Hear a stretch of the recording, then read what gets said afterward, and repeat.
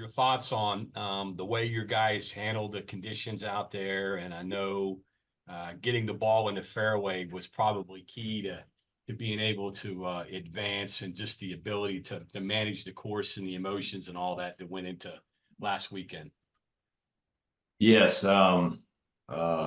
As Olivia knows, we just got back a couple hours ago, so still a little jet lag from the West Coast time and trying to remember exactly what happened. But yeah, the golf course presented a very unique challenge. We understood that. You remember selection day where we started looking at the golf course, that afternoon, trying to get a game plan, and it became very evident that driving the golf ball was going to be the key to success, and not so much, just bombing it out there. Those fairways are probably some of the tightest fairways we've ever seen, with trouble left and right. There's nowhere to bail out. A lot of golf courses they give you room to have some air off the tee on one side or the other, where you can, almost aim away from the fairway and say, well, if I'm going to miss it, I can miss it way right. There was none of that at this golf course. And there's a reason that, say, Phil Mickelson, Xander Schauffele, Colin Morikawa all play out of this golf club, because it demands the best for driving, which we felt like, we were going to live by the driver or die by the driver, and just stay aggressive off the tee, because we're a really good driving team.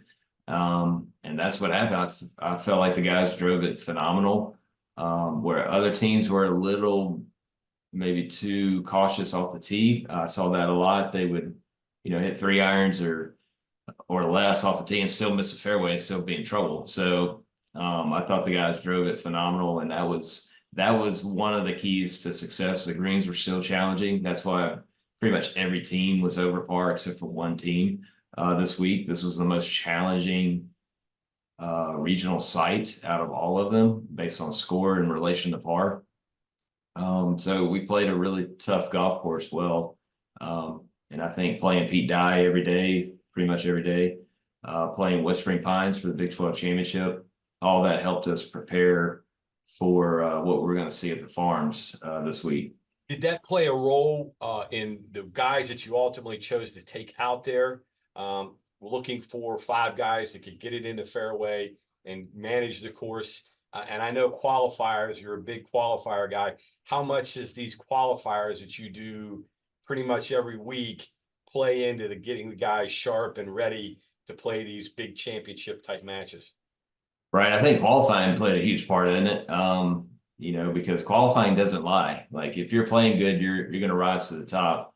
And believe it or not, we might have been one of the few teams that qualified between selection day and getting on the airplane for regionals. But I think that puts our guys in uncomfortable situations where they have to handle the pressure. And if they want to go to California, or where we're going to regional, they have to earn that spot. And sometimes putting them in difficult situations before you go to the tournament makes the tournament seem a little bit easier. I think that was more the mindset there. But we did get some help from the Pete Dye golf course superintendent. He said, hey, how can we set up the golf course in a way that's going to, prepare you guys for where you're going? So we did some things that we haven't done with tee box placements, and made it very, very difficult for driving the golf ball at Pete Dye Golf Club. And I think that, when you step up on number 18 tee at Pete Dye, and it's well over 500 yards, par 4, and that fairway, you cannot bail out left because there's Simpson Creek on the left. You cannot bail out right because there's grass taller than Keenan to the right. You're going to lose your golf ball. Like, you have to step up and hit a good drive. And you have to do that in qualifying to get an airplane ticket to go out to regionals. So I think all that kind of helped us, select the 5 that were going, but really qualifying selected it for us, if you will, because they had to get the job done in a situation that we would see at regionals. Last thing here before Bells jumps in. My understanding was there was some fairways that were maybe only 25 yards wide. Yeah. You had to walk single file down the fairway because it was that narrow, or you would, be off in the rough or somewhere. Plus, San Diego, there's a lot of, movement, elevation change. There's a lot of mountains, and so you get on one side, it would just kick and go off into this, ravine, and you would never find that golf ball ever again. So yeah, they were very tight and very visually intimidating. And if you're claustrophobic, that's not a golf course for you. Cody Nesper, you can go ahead. Hey, Sean. Congratulations, first of all. And then if you could just kind of take us through, when you guys realized you were going to finish top 3, just what was the emotion like? What was the reaction and I guess the celebration like out of the guys? Well, you never know until everybody signs their scorecard and the other teams behind you finish. Because technically they could make hole ones on every hole, and golf's crazy.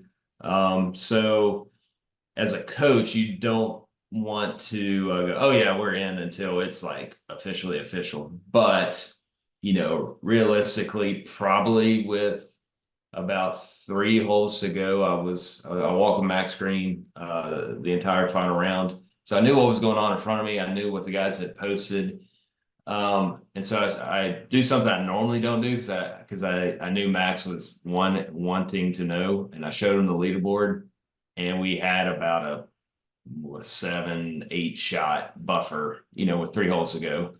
And I just wanted him to know, like, look, let's just play golf. Like, we don't have to do anything. You don't have to fire at any flags. Like, just hit quality golf shots. And, if we make a birdie, great. If we make par, fine. Bogey, not going to kill us.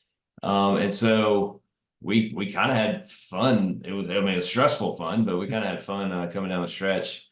But when he made this putt on 18, I think there's a video of it on our social media channel. It's probably a 20-footer for par.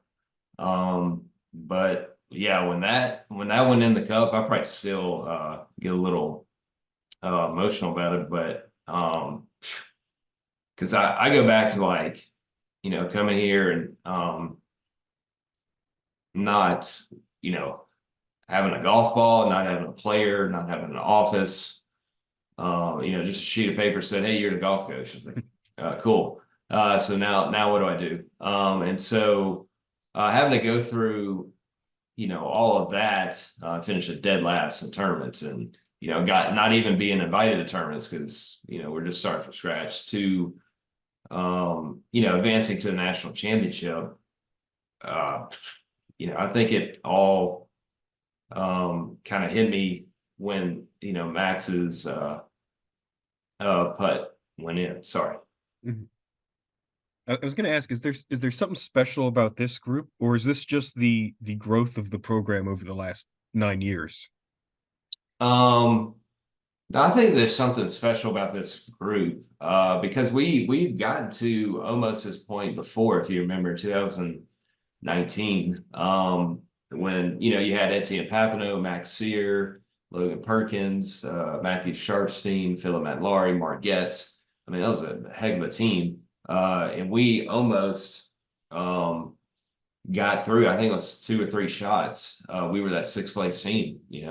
Our season was over right there. So and then COVID kind of took some wind out of our sails. So it was kind of like a rebuild again, but not near as difficult as that first one. But no, there's something special about this team, and really, it came out of, I'm not gonna say it came out of nowhere, because we won our first tournament of the year. So, I mean, we knew we had talent, but there were just some things that we just kept spinning our wheels the whole year that had nothing to do with golf. Like, let's just show up on time. Let's be good teammates. Let's, take care of the golf courses. It was kind of having to go back to square one a little bit, but something clicked this spring, really. And it's been a special run.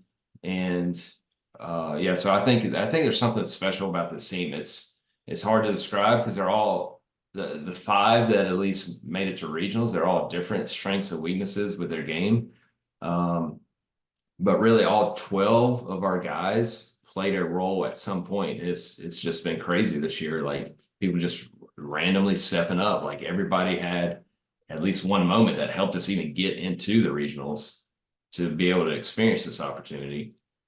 So that part has been very unique, that everybody contributed to get us to this point. Kevin Kinder, you can go up next. Coach, you mentioned that you walked with Max the entire final round. Is that a departure from what you usually do during competition? And if so, what sparked that? Yeah, it was a departure because the first round, this is I kind of let the guys get going, see them all off number one, wish them luck, remind them to it's just golf. Like at the end of the day, like you just got to trust your game. And so I caught up with every player on like the sixth hole for round one because it was kind of a difficult short par four. Want to make sure we took care of that. Then I'd skip around to par three, then skip around to par three, and before you knew it, the round was over. And that was kind of my plan for really round two, the start of round two. Well, Max got off to a bad start. And then he, made I want to say a double bogey or a kind of a stupid bogey. I can't remember on a hole. So I was like, you know what? I'm just gonna go because I know Max is going to be a factor here. So let me just walk the rest of the round with him. And then he shot a 30 on his next 9 holes. And I thought, maybe I'll just walk with him again, the next day. And so but I asked him, I said, look, I can do whatever, I can stay in the car and, not be seen, like whatever it takes for us to win. And I said, but you want me to walk with you tomorrow? And he said, yeah, that's fine.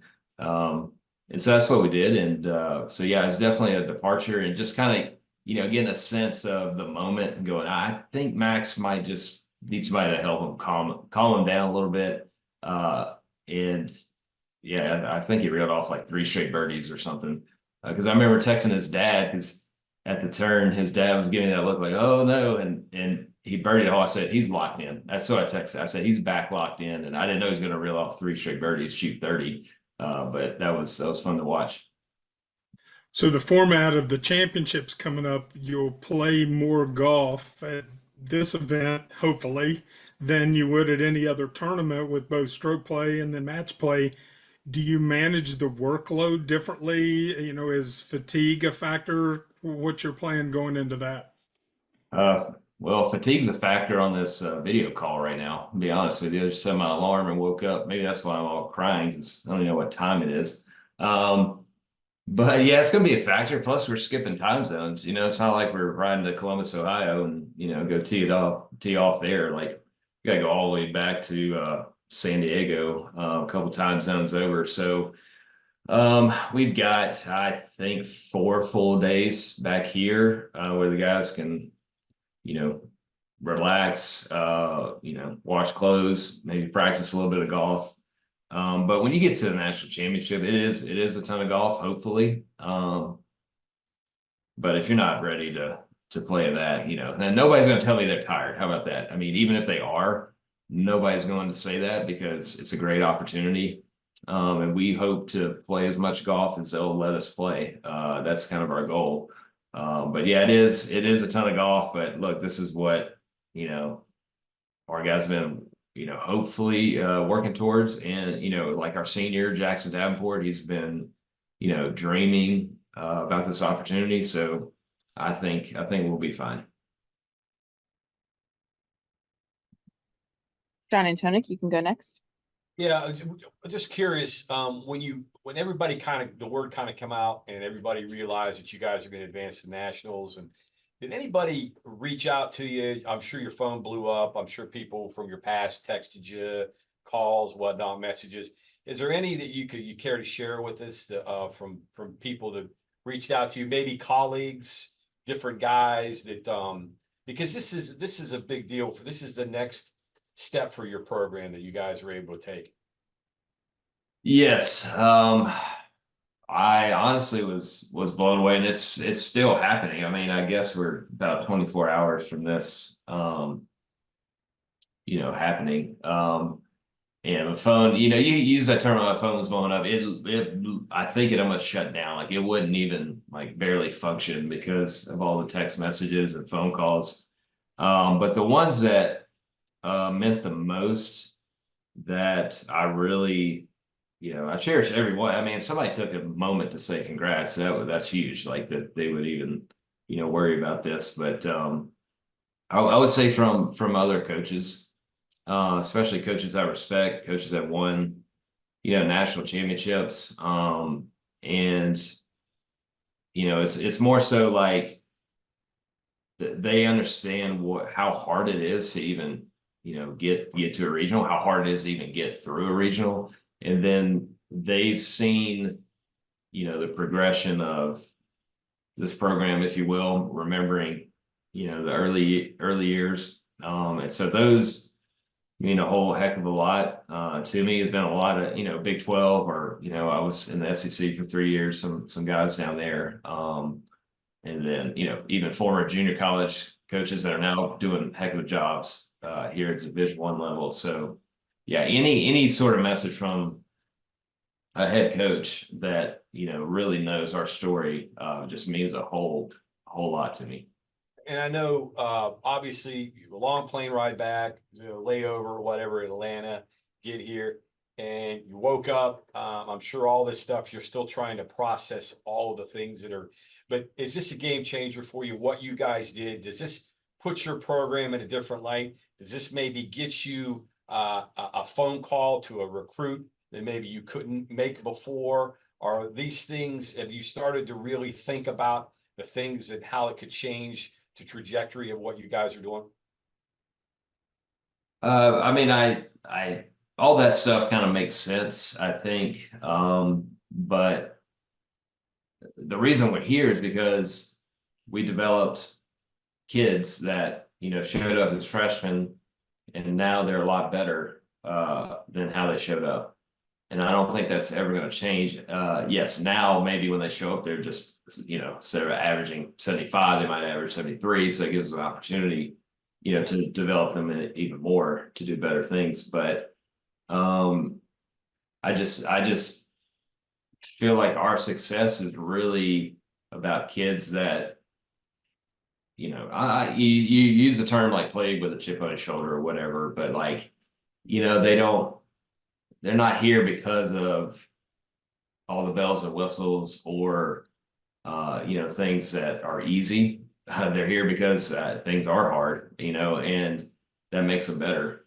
And so I think as long as we keep that identity, we'll be fine. But yeah, I think it does open up the story, hopefully, of West Virginia of like, oh, I didn't even know you guys started from scratch like 9 years ago. So yeah, it's a pretty unique story. So I think it's more of that than it is going to change our whole, philosophy of recruiting, who we go after now, because we still want to go after like hardworking kids that are going to represent West Virginia well, compete hard. And if we would have made it or not made it, they still know that we love them and support them, so I definitely don't want to lose that. Well, and last thing here on that, okay, yes, the recruiting perspective, but when you go out and you talk to people that you're looking for support, I mean, this is something tangible that you can show them and say, hey, look, we're making progress. You invest in our program, you can see that there's a rise, there's a steady rise here. Certainly that's got to help. Yes, no doubt about that. And we wouldn't be here without, our donors and supporters. It's so many, people that I couldn't even name everybody that's helped us get to this point. They know who they are, and we appreciate it. But yeah, hopefully it's something that the school athletic department and maybe even the state kind of takes pride in. Like, we just sent, whatever, 5 golfers from Morgantown down there to beat a lot of good teams, so it's kind of a cool little story, and hopefully something that everybody takes pride in. All right, Greg Carey, you're next, and then our final question will come from Bryce Cohen. Yeah, Sean, you mentioned, the success of players just kind of coming in early and steadily getting better. I feel like it's pretty fair to say Todd fits that mold. Just wondering if you could kind of touch a little bit on what it's been like, seeing that steady progression from him and becoming kind of a mainstay in your lineup and a significant contributor. Yeah, Todd Duncan, out of Daniels, West Virginia, just outside of Beckley. Try not to get emotional on this one either, because he has improved so much, and it's what you wanted as a coach. You recruit a kid from here in state in West Virginia that hadn't really played outside of the state a whole lot. Honestly, had he not gone here, he might have gone to one other school that we know of in the state, and that was probably his two options.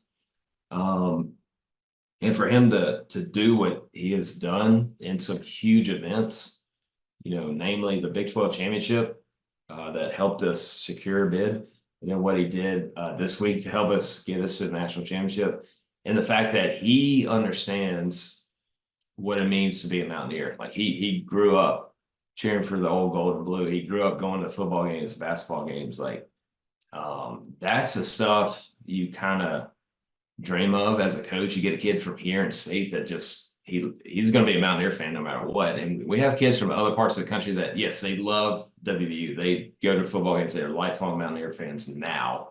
They didn't grow up that way. But with Todd, it's just something different. And when they say this is the 7:45 starting time from West Virginia, Todd Duncan, they mean it, and so that just it's just something really special. Gets me, little emotional.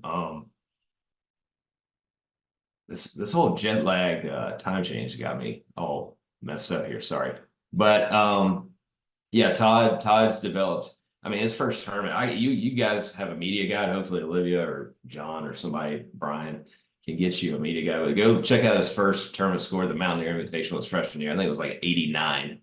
Like, I don't play a lot of golf anymore, and I promise you I go shoot that. And so for him to go from that, just hang in there and just get better, I couldn't be more proud or happy for Todd.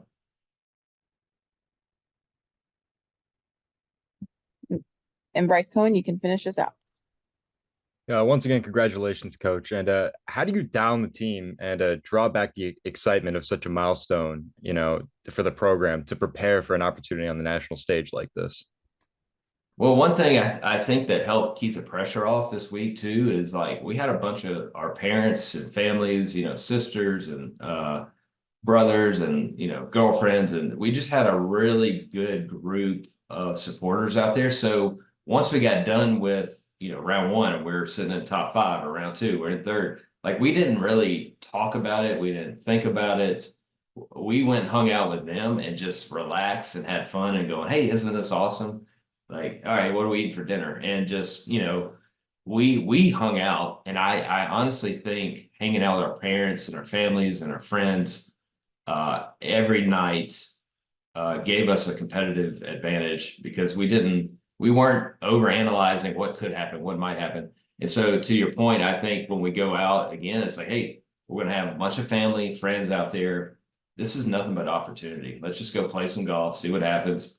Plus, we're going to be hanging out with friends and family out in San Diego. It's, it could be worse. So I think that's kind of the mindset. And, if we play good golf, good things will happen. But really just the fact that we know we're loved and supported no matter what happens kind of frees you up to go do something special. So I think that's our mindset.